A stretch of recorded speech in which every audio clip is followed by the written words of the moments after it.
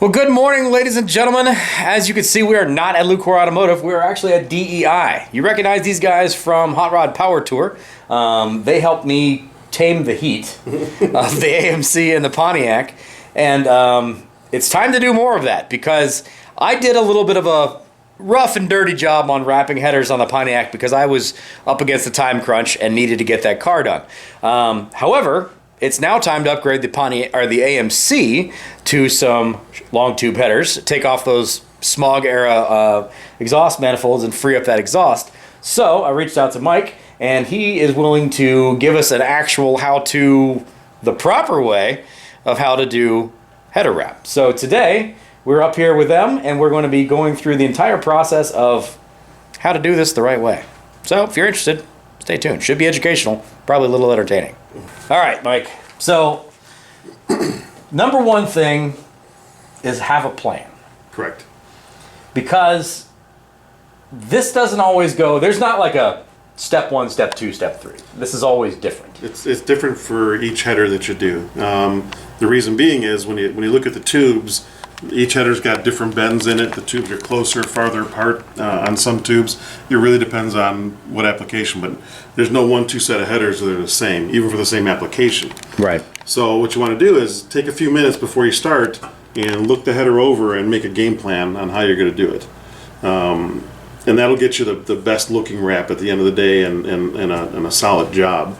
So when I look at these headers, what I'm looking at is how close some of these tubes are together. If I can wrap them as a single tube or I have to wrap them together because there's no space. So what I like to do is I like to pick out the areas that I'm going to wrap first. So in looking at this header, there's two tubes. There's one here, this tube here that goes down to the collector, and this tube that can be pretty much wrapped by themselves. So I'm going to start with these tubes first. So I'll start here, not back here at the end on these two primary tubes. And then I always want to wrap from the bottom up for the entire exhaust. So everything you're doing, you're going to wrap from the bottom up, so when the wrap layers, it lays over itself the correct way. So you don't have an edge that you're going to flip over or catch. Or in a car, it's not that big a deal, but motorcycle, rat rod where it's out in the wind, Sure. The wind doesn't catch the edge of the wrap and start to pull it loose. Sure. So what I'll do is I'll wrap probably this tube first. Actually, we'll do this tube first. So we'll start down here, we'll wrap it up into here. Then we'll take this tube and I think we'll wrap that tube up into here and stop right about here. And then what I'll do from then is I'll start back here and I'll wrap up to cover the first two wrap joint or wrap that I started here. I'll wrap around it and then I'll start to wrap these bottom tubes together. When I get up here, I'll split off and make a finish the wrap on this side and we'll wrap it up onto this there. So we won't see the joints here on the wrap. They'll be covered up by the last layer wrap that we put on. Okay. So we'll have the wrap in probably 4 pieces total. And then sometimes as you're doing it, you get to a point where you think the game plan's good. Right. And you get to a point and say, you know what, this isn't going to work out. So you got to make a decision. Do I unwrap it and start over again? Right. Or just continue on to try to make it the best you can. I typically, if the headers are off, try to do it the best you can the first time. Yeah. And be done with it then. So let me lay these down and we'll take a little closer look at them and we'll start the wrap process. Sounds good. So this is a brand new set of Hedman headers. These are essentially, as far as according to all my AMC people, the set to use for an AMC Spirit with a 304 in it. They do require a little bit of massaging, which we will do later on. But the nice thing that we're going to be doing here is we're using your titanium stuff. Correct. Which is a hell of a lot easier to use than the normal fiberglass stuff that a lot of people are used to. This is the same stuff you saw me use on the Pontiac just a couple of days ago, and it's really, really easy to use. You don't have nearly as much of an issue with the, ending up with fiberglass fibers and stuff in your hands. It's really easy to work with. You don't have to get it wet. You do have to be kind of cognizant of how much material you have to use because you only have a finite amount of this, so you want to make sure you've got a good plan. These are a set of just normal headers. There's nothing super exciting with these. They're going to have material that's going to burn off whenever we start it back up, so they'll smoke and it'll be terrible. And the wrap itself will smoke for a while, yes. Even on set of stainless headers or anything like that. The oils that are used in manufacturing, just the debris, whatever kind of contaminants are on it, will burn off. So even on a brand new set of like stainless headers or ceramic coated headers, if you wrap them, you'll still get a little bit of smoke off a new set of wrap. Typically 20 to 30 minutes and it's gone. Do you heat cycle these like you would like a set of headers where you don't start it up, let it heat cycle and cinch up? No, you don't have to. Once they get to temperature enough times, they will take a set to them. So you really can't use them over again. If you go to unwrap it, it'll have a heat set to it and won't let you really unwrap it and be able to use it again. Makes sense. So cool. We'll get started. This is even more fun because I don't have to do the work. Maybe I should have you do it. I'll just show you how to. Yeah, right. No. So what I'll do is I'll basically just kind of overlap it like this. I'll do this. Just trying to count how much I'm going to need to get to the top of where I'm going, right? And the reason I do this is so I'm not trying to work with a full roll of wrap that I'm trying to pull between tubes. So I'll get an idea of about how much wrap I need. And I like to work with about a 1/4 inch overlap. That varies depending on the angle you're going around the corner at, but I'll just get it close.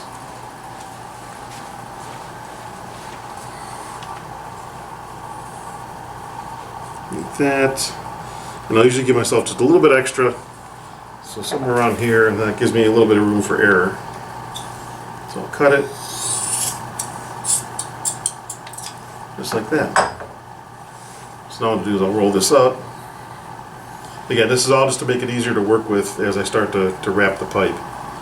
I'll zip tie and hold it in place. As I go, then I'll go back later and cut the zip tie off. It just makes it a little bit easier to get it wrapped up the tube. Because the whole idea is to make it as tight as you can as you go up. You don't want a loose wrap on there.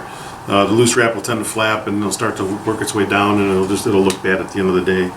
So what I'm going to do is take the wrap, pull it between here and get it here so I can get it right about there. What I like to do here is I take the ends and I make a triangle and then fold it over like that. So that way when I go to pull it over, it's covering itself up. It doesn't tend to fray as much. So now what I'm going to do is I'm going to wrap it as tight as I can make it. So I'll hold it there. I'll find a spot to push my wrap through again. Sometimes you got to go all the way up like that. And then you gotta kind of twist it. And then when you get on some of these bottom ones, it's not always gonna look perfect, but it'll get covered up by the wrap as you go up. So right now I'm just making it nice and tight. And this one doesn't look like I'm gonna really need to use the zip tie on it because it's holding itself pretty tight. With the paint on there, the paint gives the wrap some traction. So a lot of times with the paint, you don't need to use a zip tie.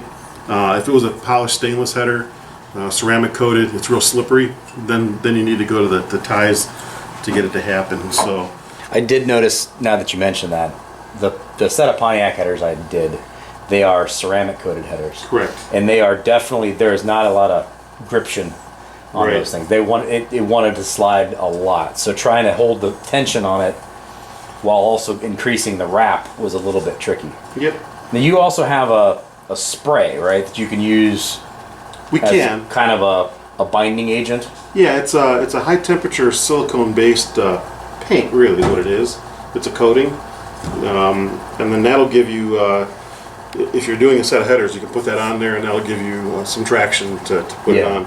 So as I'm going, I'm trying to keep a 1/4 inch overlap, and it's harder to do around the bends because you have a tighter radius and a wider radius on the outside, and then you drop the wrap and you get that to happen.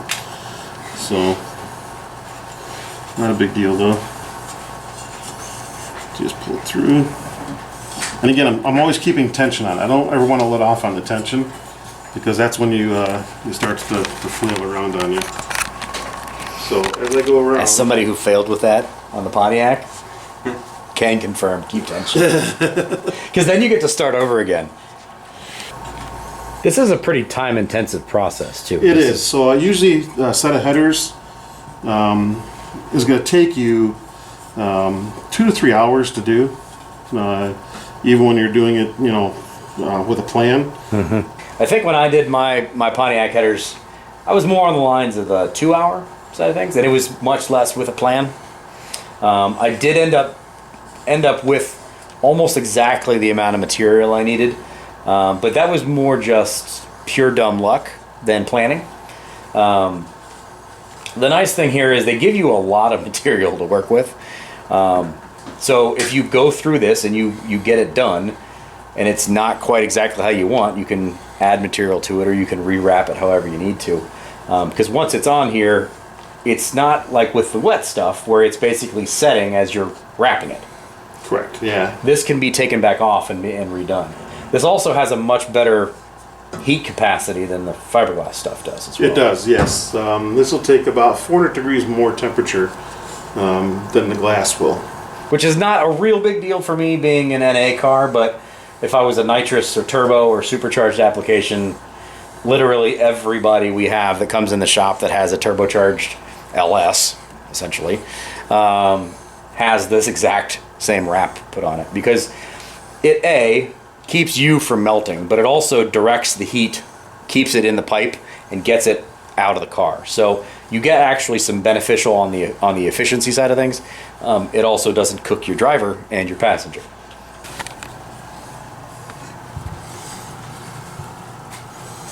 And then sometimes too, depending on the application, the wrap can take up enough space around the flange of the header to make it hard to get the bolts in.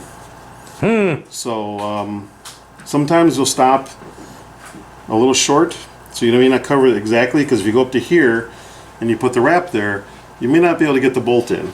Like on Pontiac headers. Exactly. And Pontiac headers are pretty tough that way. I'll leave that up to you. If you want me to go, I can reshuffle this a little bit to get up to the top. I think that's fine. Or we'll cut it a little short right there, and it'll make it easier for you to get the headers bolts in. Interesting piece of equipment that I didn't know that I needed to have was a sharp pair of scissors. Yeah, it makes a huge difference. Doing that with a knife, not gonna work, guys. Believe me, I ended up with strands of this stuff absolutely everywhere. So now what we're gonna do is take a tie and put one around it. And this will just be to kind of hold it for now. And you need about 5 hands to do this. So, unless your wife, your kids, neighbor. yeah, so you can get it like that. And what I'll do is I'll take it to the end like this. And then we have a little tool that we include with most of our wrap kits. And this thing's kind of a little bit of a lifesaver. It's a very simple tool. It's basically a slot in the end of an extension. But the way it works is you put it in the wrap like that, and you go like this, and it allows you to get it very tight. And then all you do is you come back and snip that off, and you're good to go. So I like to put 2 on each one, just because it just gives you a little more security on it.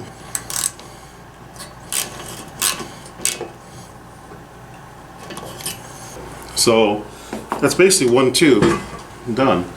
And you can see there was nothing down here that I needed to hold the top. Right. It's just wrapped over itself. Okay. And that'll keep itself fine. So we're not even 1/8 of the way done yet. Yeah, just one tube done, you know?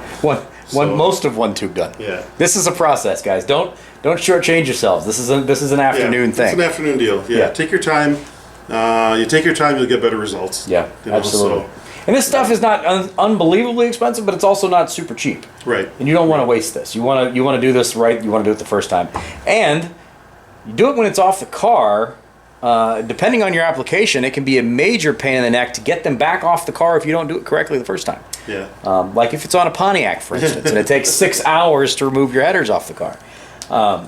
Make sure you do this right the first time. Pay attention, do slowly, make sure your measurements are correct. It's incredibly important to do this the right way the first time, because you do not want to try to do this again. So what I'm going to do now is I'm going to wrap this pipe here. I'll do the same process up to here.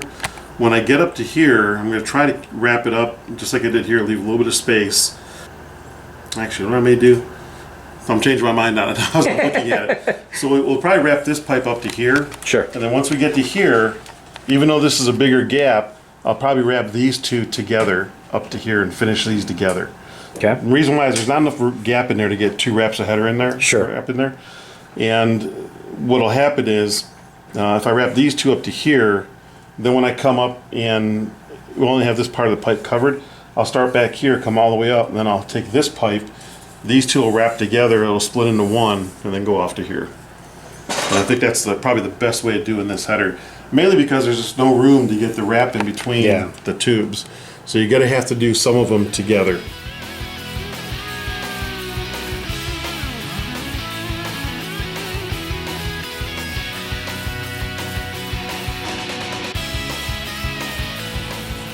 This is smart with making yourself a little mini roll thing, because I was doing it with the full roll, Yeah, and it's hard to do. trying to fish it through was quite painful. And then the roll falls apart and you drop it like I just did again. Yeah. But it still helps. And it's really a pretty easy material to work with, especially compared to the fiberglass. It doesn't really, you don't itch. It's very pliable. Mm-hmm. So it's pretty nice to work with. I will say that this product is 100 times easier to work with and more comfortable, because you're doing this barehanded. I mean, a lot of times when you're messing with... If I were doing fiberglass, I'd have gloves on. Right. Which makes it even harder to be precision, doing precision work when you have gloves on. The other thing with fiberglass is you end up with little fiberglass hairs, essentially, in your shirt, in your arms, like everywhere, and you end up itching like crazy. If you happen to have very sensitive skin, it can also be very, very, very, very, very much an irritant. Whereas this stuff didn't bother me at all. I had a couple of little things that got in my shirt when I was working on it, because I was doing it, on a table in the office. You have a little bit of fraying that comes off, but not nearly what you would normally have with fiberglass. A lot of times it helps too if you can. I'm not doing it here, but putting a header in a vise. So if you put it into a vise, it makes it a lot easier to work with, because you can really tug on it hard. This header's not too bad because it's kind of self-standing, the way it's built. Can this stuff tear as far as pulling on it? I've never been able to do it before, so just pull as hard as you can. as hard as you can. Yeah. Okay. Now, what is this material made of? I know you guys call this your titanium wrap. Yes, it's we call it lava rock, and that's technically what it is, lava rock. But the actual name of the material itself is basalt. Okay. That's the mineral name for the lava rock, and that's all it is. It's if you think about how they make cotton candy, they melt down the sugar and they spin it and strand it. It's same basic thing. You just start with a rock, crush the rock. Yep, melt it, and then strand it. Interesting. I would not have thought lava rock would be so easily pliable, turn into such supple strands. Yeah, it's kind of interesting, isn't it? Now, when you're doing this piece up on the top here, as far as like overlapping stuff goes, does it matter overlapping yourself? Yeah, you're going to have to when you get to the top, just because there's just not enough room to really work in there, and you want it to stay tight on the pipe. But typically a 1/4 inch is what you want to shoot for all the way around until you get to the ends. Okay. Once you get to the ends, you can wrap it a little bit more.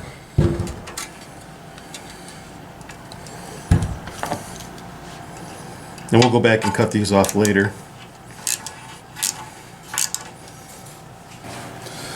Yeah, so it's just like that. Then when you flip it over, you've got, a nice smooth look like that. Yeah. That looks real nice. So we'll go back in, and like I said, when we're done, we'll trim all these off, and we'll go from there. So now what I'm going to do is, this last one's going to be, I think we're going to start here, work our way all the way up to here. We'll cover these two that we started on already, so you won't see those. We'll get up into here, start bringing the wrap around. We'll have to slide it down a little bit to get down into here. we may not get all the way into the collector. And as we come up here, we'll wrap it around twice here. It'll end just underneath this wrap, and we'll go all the way up to the top. Okay. So it'll be basically 3 pieces of wrap to do 4 header tubes, and a collector. Now, I'm not going to say that I didn't have all of my stuff planned out just as equally well as Mike did, but his does look a whole lot cleaner than mine. This is something that it's kind of an art. If you don't do this real often, you can screw this up.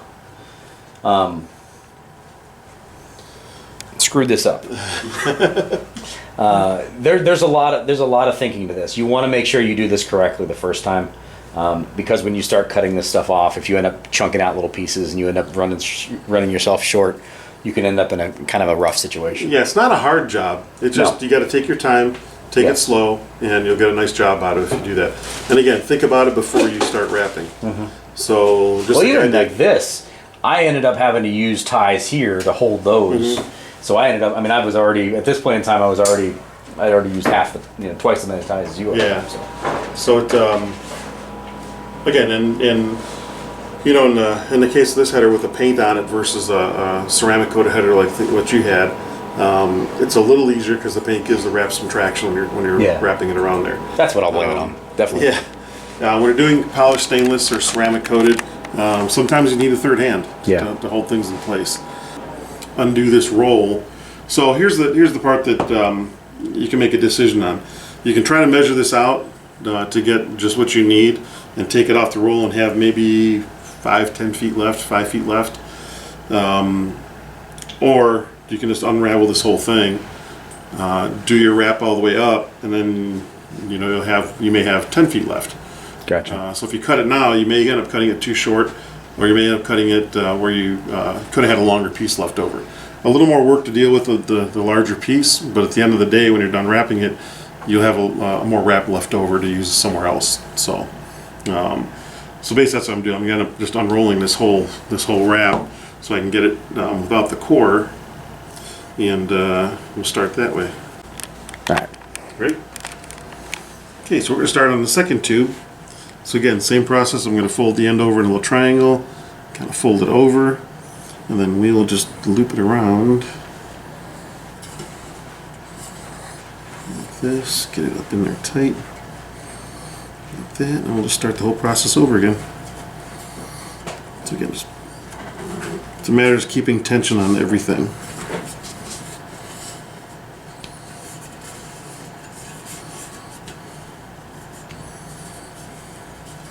This is smart with making yourself a little mini roll thing, because I was doing it with the full roll. Yeah. And it's hard to do. Trying to fish it through was quite painful. And then the roll falls apart and you drop it like I just did again. Yeah. But it still helps.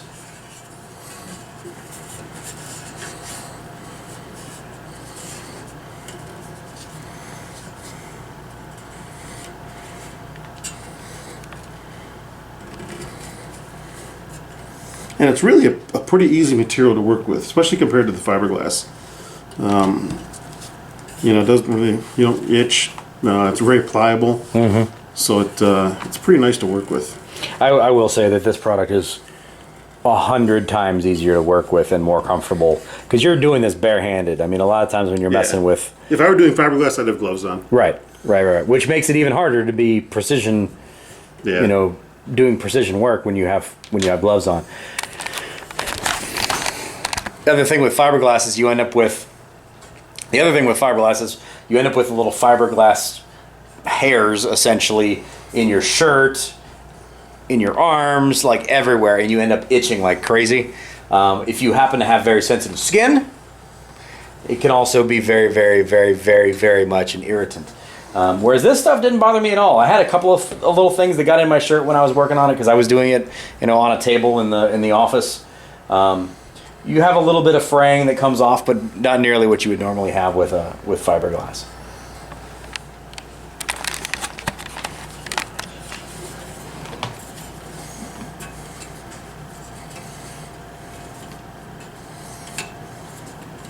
I think I'm going to stand this up now.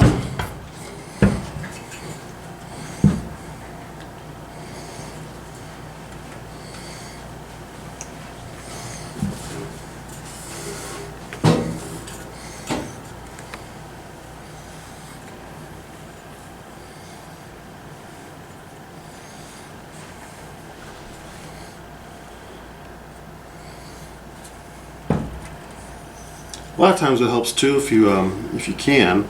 I'm not doing it here, but putting the header in a vise. So if you put it into a vise, it makes it a lot easier to work with because you can really tug on it hard, you know. This header's not too bad because it's kind of self-standing,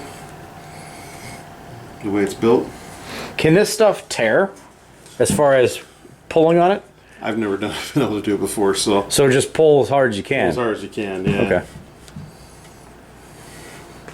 Now, what is this material made of? I know you guys call this your titanium wrap. Yes, it's we call it lava rock, and that's technically what it is, lava rock. But the actual name of the material itself is basalt. Okay. That's the mineral name for the lava rock, and that's all it is. It's if you think about how they make cotton candy, they melt down the sugar and they spin it and strand it. It's same basic thing. You just start with a rock, crush the rock. Yep, melt it, and then strand it. Interesting. I would not have thought lava rock would be so easily pliable, turn into such supple strands. Yeah, it's kind of interesting, isn't it?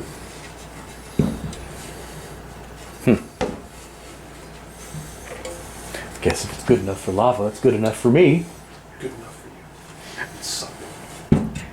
It really is. Like it's a very soft material.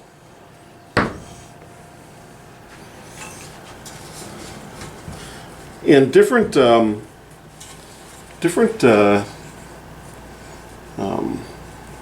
basalt or lava has different characteristics to it, from depending on where it comes from. So if you see this has kind of a golden finish to it, and that's a natural color of the material. It's not. We're not changing anything on it, you know. But this comes out of North America, where it's mined. So. Mike, hold on, I wanted to get it closer. We're going from the one to two. So yeah. So now I'm going to split this into two, because I'm to the point where I can't get it together where it needs to be. So we're going to go to 2 tubes.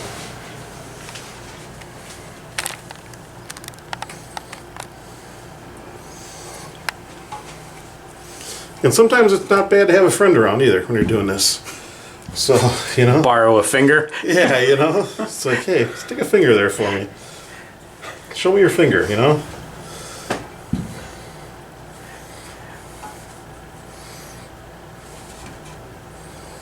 But I was saying, so this material comes out of North America where it's mined, and it has this golden color to it.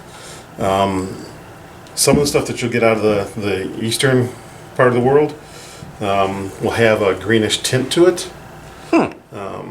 It still performs basically the same, but it's a different color. Interesting. So now I've got the end of the roll here, which I did a fairly decent job of getting it to where I want it to be. So I'm going to flip this and roll this.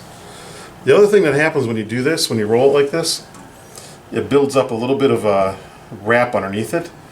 And when you go to put the tie on, it gives you a place to crush the wrap a little bit and put tension on the tie. Okay. So now I'm going to probably have to go to a longer tie on this one. I don't think an 8-inch is going to get all the way around now. So we're going to go to a longer tie. Don't use these, kids. Well, in a case like this, I may actually use one of those to hold it in place. As a holder. Yeah, while we're working on it. Not as a permanent solution to. Which I might actually do right now, because I'm not going to be able to get this tied with one set of hands here. There we go. There we go there.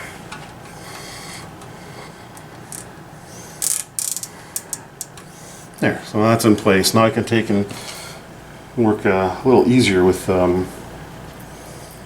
my stainless tie. So I can come in here, put the stainless tie together. By the way, if you can't see, Will, Hey. Steve, these are the guys that were with us on Power Tour that had that wonderful, wonderful tent with shade. They're being assistants for today. And the van with the AC. And yes, and the van with the AC. And Gatorade. Oh, Gatorade. Occasional pretzel. So we tighten that one up, and So I'll have much it holding it on there. And we'll cut the other one off.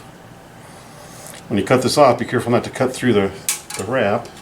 And then we'll get another long one. Now, when you're doing this piece up on the top here, as far as like overlapping stuff goes, does it matter overlapping yourself? Yeah, you're going to have to when you get to the top, just because yeah, there's just not enough room to really work in there, and you want it to stay tight on the pipe. But typically 1/4 inch is what you want to shoot for all the way around until you get to the ends. Okay. Once you get to the ends, you can wrap it a little bit more.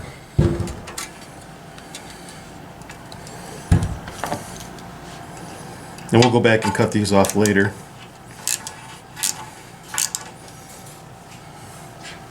What's going on? What's happening?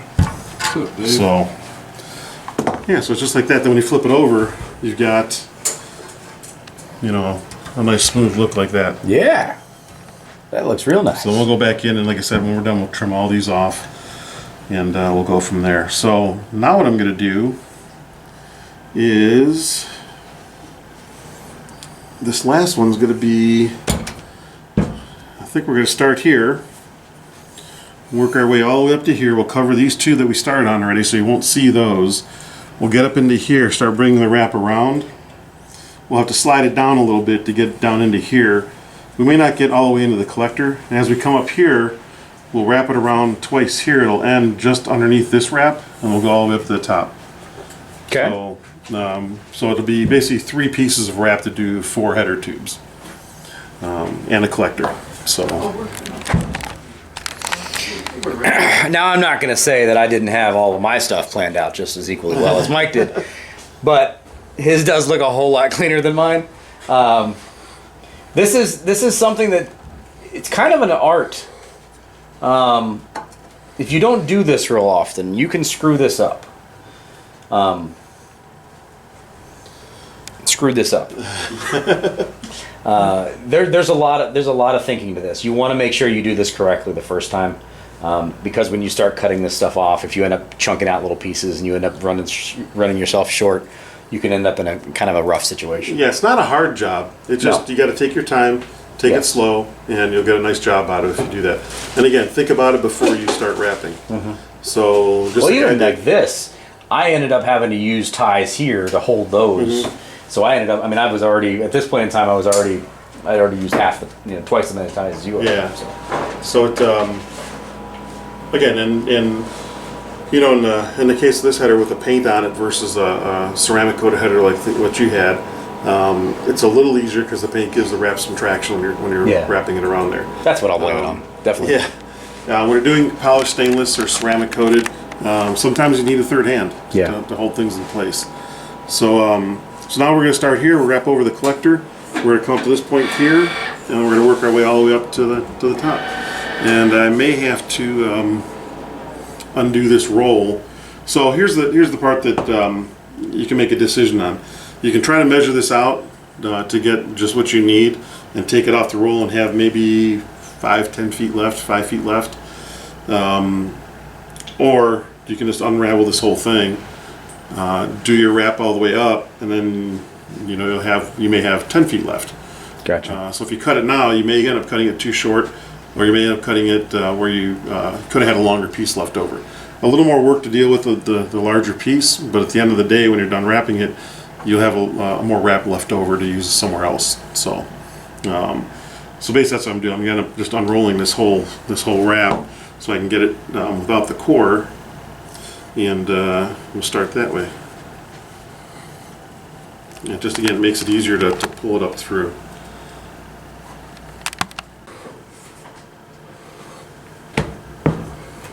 It's honestly hard to overstate how much this can really help, especially in a car that's kind of more of like a rat rod or ratty or a junk car or barely put together, whatever you want to call it.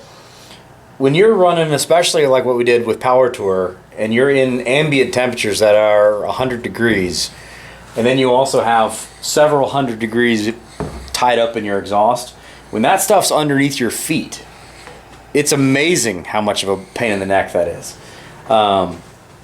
The AMC wasn't as bad because of the fact that I didn't have headers in it. It's got a Y pipe in it that runs down the driver's side, which is why we use the floor protected stuff, and didn't necessarily go straight to this. But with the Pontiac, because it has long tube headers on both sides, you essentially have small convection ovens underneath each foot, which will create a lot of very uncomfortable heat. So this is a time consuming process. It really is, but it's not hard to do. You just have to take your time and make a plan and get it done. But the reward for it is a much more comfortable drive. That Pontiac was easily a good 20 or 30 degrees cooler driving down the road than it was the week before that when I was driving it down the road with just long tube headers underneath my feet. As you go over the collector, obviously the collector's tapered, and one side's going to be taller than the other side. So you get a little bit of a loose feeling on it. That'll take care of itself once it gets heated or heat set. So, and that'll still stiffen up. It won't be a problem after that. So now as we're getting here, we've got to kind of work the table a little bit. It's really nice not having to do any of this work myself. Thanks for agreeing to doing this video. No problem. We needed to do some more wrapping on the headers and some videos anyways. What other things do I need to have done that I don't want to do? I can make Mike do. Yeah, don't overextend yourself.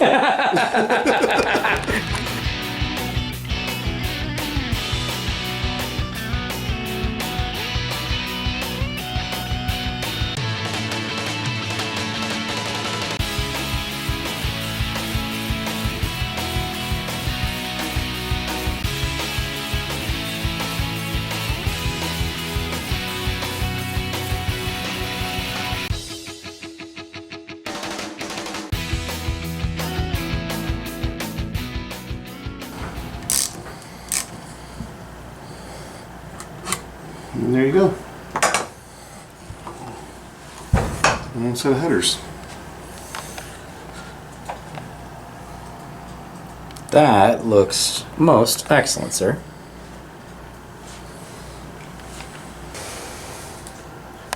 He did better than I did. I've done one or two of them before. Yeah, all right, that's true. Right. Yeah, so, If I did a bunch of them, I would be better too. But yeah. I mean, the efficiency with which you've done it is considerably better than what I did. I mean, I ended up using ties all over the place to hold things tight. The using the trick to be able to overlap itself to keep it tight Right. and cinch it down. Being able to use this instead of having to use ties here and ties here. Use the wrap to double over itself. Makes a heck of a lot of sense. Yeah, I mean, this is what did that take, about an hour? About an hour, yeah. Hour, 15 and if I were minutes. doing it, without cameras, without, anybody, Yeah. I could probably, this one would probably be a 35, 40-minute header, I've had some where I've spent 2 hours doing. It all depends. Big black Chevy headers, and, big giant tubes and no space, and you're trying to figure out all the different Right. angles and stuff. But it's pretty typical, And again, I've done these before, so Yeah. if you're doing it for the first time, which most of our customers are, Right. they're not wrapping headers over and over again. A lot of the guys are doing it for the first time. Not hard. Just take your time. Plan it out like we showed, and you'll get good results. And don't be afraid to, if you get to a point and say, man, I ran short here, whatever. Just unwrap it, start over again, Right. and wrap it again. Very cool. So, yeah, that's how this product works. That's how this process works. And we're going to do the other side, and then we'll wrap this up, show you how beautiful all this stuff turns out. And then we got to get back to Columbus and put this thing on the car. This one's a little more difficult than the other side, just the way the tubes were laid out. Ended up having to wrap some tubes together more than I would typically like to do, but that's just the way these headers are. So some headers you can't get each individual tube wrapped all the way down, so you have to wrap them as pairs. In this case, 3 and 4 pipes together. But once it's installed, it'll look pretty good. You're going to have some gaps in some places which you can't avoid when they're this type of header. But overall, it came out pretty nice. Absolutely. What do you think of this? Most impressive. And I used, to do both headers, we used about 90 feet of wrap. So, but we are still good. We had enough Yep, in both coils. yep. Had about 5-6 feet left on the end of each coil. Okay.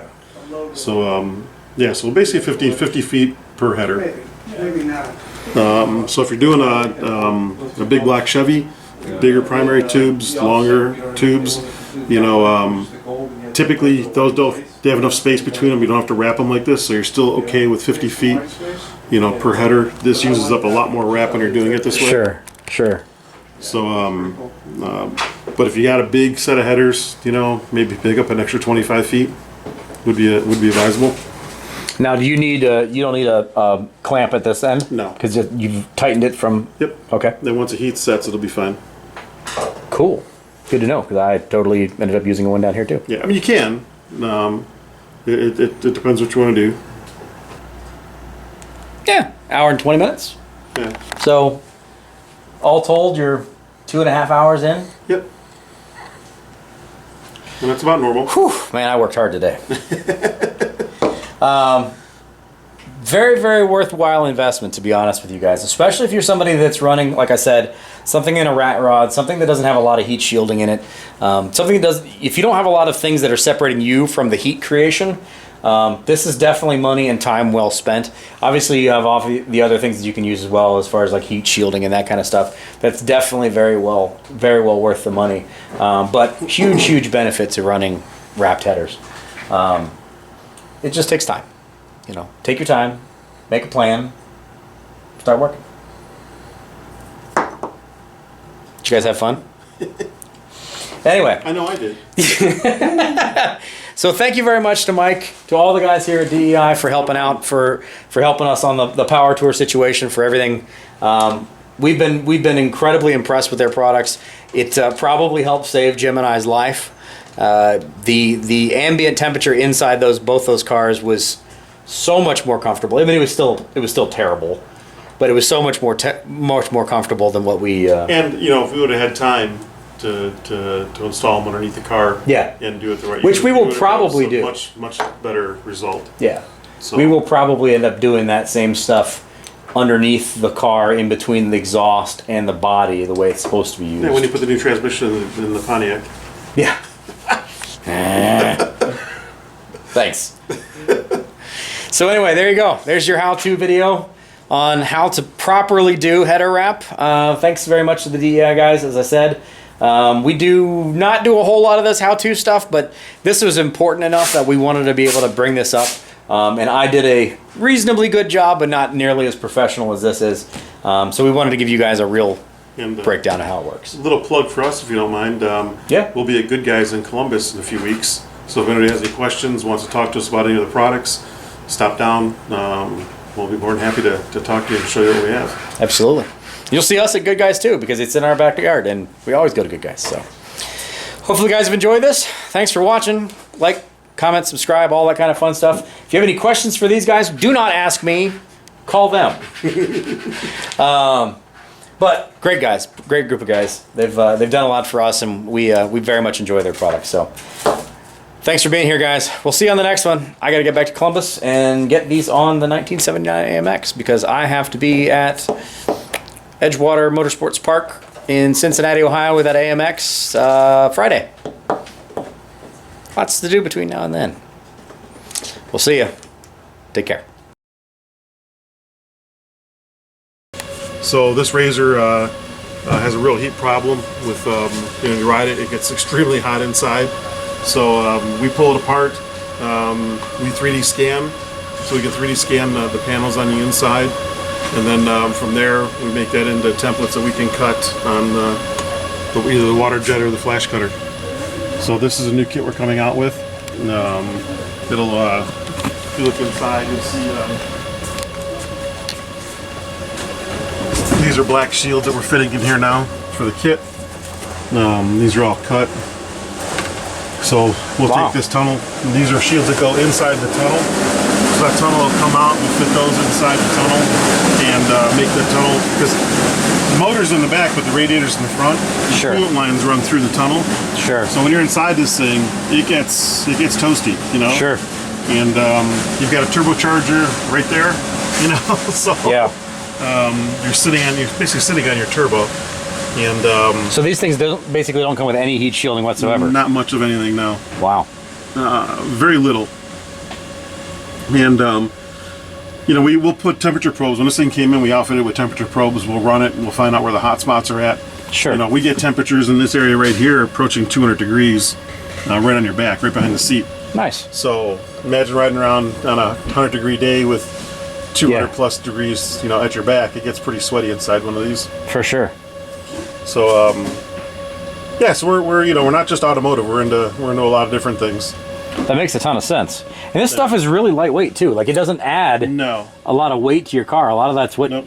when you're worried about something this light. It's you know performance wise you want lightness. Right. That stuff's probably not going to add much of any weight to it. No, not at all. Not for the gain you're getting, anyways. Yeah. You know, the water absorption on it's very low, so it doesn't soak up water if you're getting it dirty and, you know, washing it and things like that. So, and this is basically the same material. This one's black that we put into the Le Mans, Yeah. and it's a great all-around versatile heat shield for us. We do a lot of things with it. I almost kind of want to pull some of that stuff off and see how hot that floor really is, and then put the shielding back on to see exactly what it does. Cut it So down. what we can do, if you want to do that, we've got data logging temperature probes that we can put in there. It's the stuff we use for like the NASCAR units. We'll put a data logger in the NASCAR 4-channel. We'll measure temperatures in 4 different areas per box. Okay. Drive it around for however long you want to. It just records the temperatures, and then we can graph it from there, and you can see exactly time-based temperature, what's going on in your car, you know? That would be cool. Yeah, so it's pretty neat. So it's an eye opener because you put these probes down, you don't realize how hot some things get. Yeah. That Pontiac is hot. The AMC is hot. But I drove in sandals the entire week. Mm-hmm. You know, I was Yeah, it's relative. So if the material wasn't down there in the floor and tunnel, Yeah. you probably wouldn't have been able to do that. yeah, I mean last year was not nearly as hot as this year was, and you were cooking your right leg, and I mean it was just Yeah. it was brutal in that AMX, but this year it certainly wasn't bad. That would be very interesting to see that. This makes a ton of sense, especially with how popular side-by-sides are getting and toy stuff. The fact that you do like full kits like this, or that you're working on full kits like this, Yeah, we makes knew a them ton for a of few sense. years, and that way the customer buys one part number, Yeah, doesn't have to think about what they're doing. doesn't have to try to make this. Yeah, they're going to Home Depot trying to buy home insulation and cut it Right. and stuff it in places. You know, we take all the guesswork out of it. It's one part number. For They sure. spend an afternoon putting it in, and they're done. Yeah, that makes a ton of sense. That makes a ton of sense. So do you just borrow this from a dealer? This was a customer, actually. So Oh. he called us and asked if we had a kit for this model, and we didn't. And so we said, well, hey, if you want to loan us your vehicle for a couple weeks, we'll make a kit for you. And we install the kit for him. It's for loading the vehicle too. And we're doing, we'll get a kit out of it for no charge.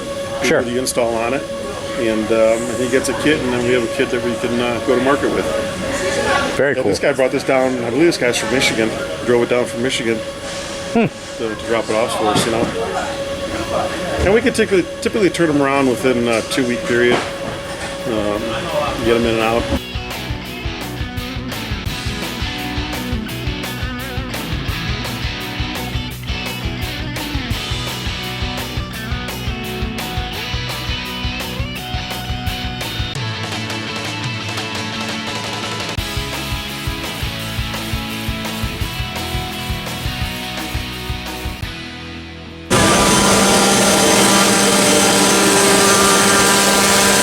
So you set off the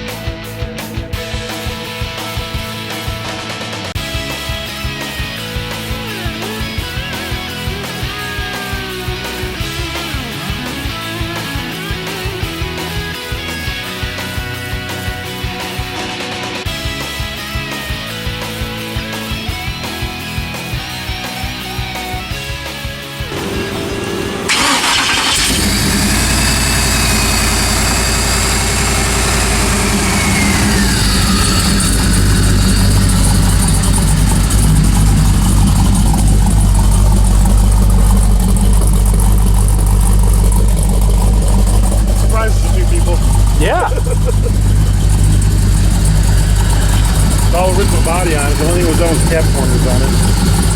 He did that too. I kind of wish we wouldn't have blasted the fenders and left it. Yeah.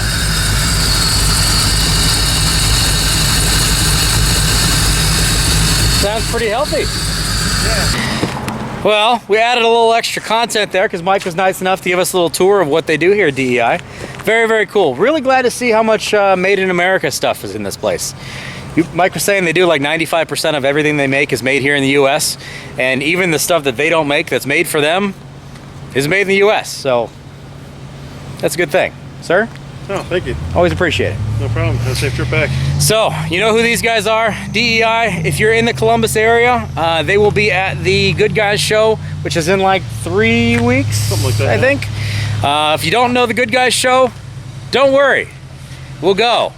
And we'll share you really long videos like we normally do. Good guys, good times. Yes. And hopefully not 100-degree heat. Now we'll actually really see you later. I've got the Volvo wagon. We've got my headers in the back. Time for me to head south. We'll see ya.